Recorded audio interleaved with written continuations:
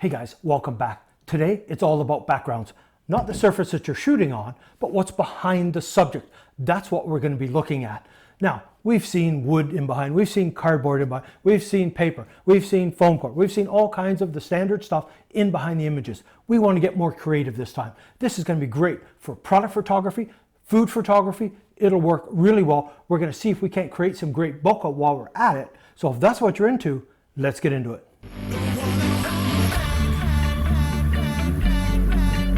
Now, before we get into the studio, let's talk about bokeh just for a second, because so many things affect it. Now, I'm using a Nikon D800 with the Tamron 90mm f2.8 lens, and I've got it all the way down to the 2.8. Now, things that affect the bokeh, like I say, different types of lenses, different apertures, the distance the subject is from the background, the distance you are from the subject, all have a huge impact. Now you can use a smartphone on this, and on the iPhone you can use portrait mode to help blur that background. What I find though, with using a cell phone, you need to have a greater distance between the background and your subject to get a better bokeh. Otherwise, you get a bit, but they tend to be small little circles versus the larger, softer ones. So if you can pull your subject further away from the background, it will improve it. Now let's get into the studio.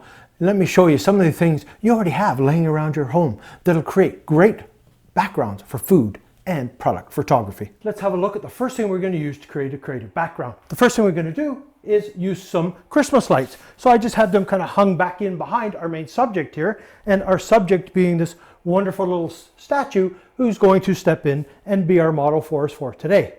I've got my Nikon D800 mounted on a tripod so I can try and keep things consistent so you can see the effect in the background. But that's the basic little setup. Let's have a look at this a little closer so you can see what's going on. Now you can see the lights are just kind of a jumbled mess. I kind of got them stranded on a piece of foam core there to give the a look. But let's have a look at the finished image with the lights. Check out the bokeh in the background. Pretty cool. Now let's do a bit of a set change, and we're going to get on to our next thing that creates an awesome background. What is that? It's simply a piece of tinfoil that I scrunched all up to give it that rough textured side. We're going to use the shiny side. I'm just going to unplug my Christmas lights. Stand this in behind. It's as simple as that. And then what are we going to do? We're going to take our photo. Have a look at this photo now and see what you think. You can see we haven't moved anything, but look at the background on this one, totally different than our last image. Now what happens if we get even more creative? Let's add the tinfoil with the Christmas lights and see what happens with that. Now we've combined the Christmas lights with the tinfoil. Let's have a closer look at this so you can see I just kind of streamed the lights kind of up the side to create a bit of an angle going in behind our model. So that's a basic thing. I've just added the two things together. Look at the results of this one. That's pretty cool. Now I'm going to include a clip that I did from a previous video. It was shooting a cranberry champagne cocktail at Christmas time. And I did the same kind of effect. I did the tinfoil with the Christmas lights.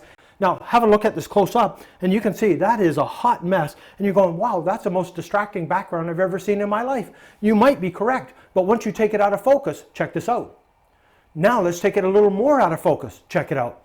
Look at that bokeh. It looks awesome. So you can see I used this before and it works brilliantly. Well, let's get on to our next weird and wonderful thing to create an interesting background.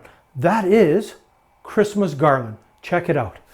I have some gold Christmas garland that I just simply put on top of the foam core like I did on the previous ones. Let's take a picture. Let's see what happens now. Boom. Check out this image. Now we can up it even more. Let's add a little more color into this and see what happens. I have this little tub of kind of a red garland, but it's a little smaller. Let's add a little bit of color into the set. Let's see what that now does to our final image.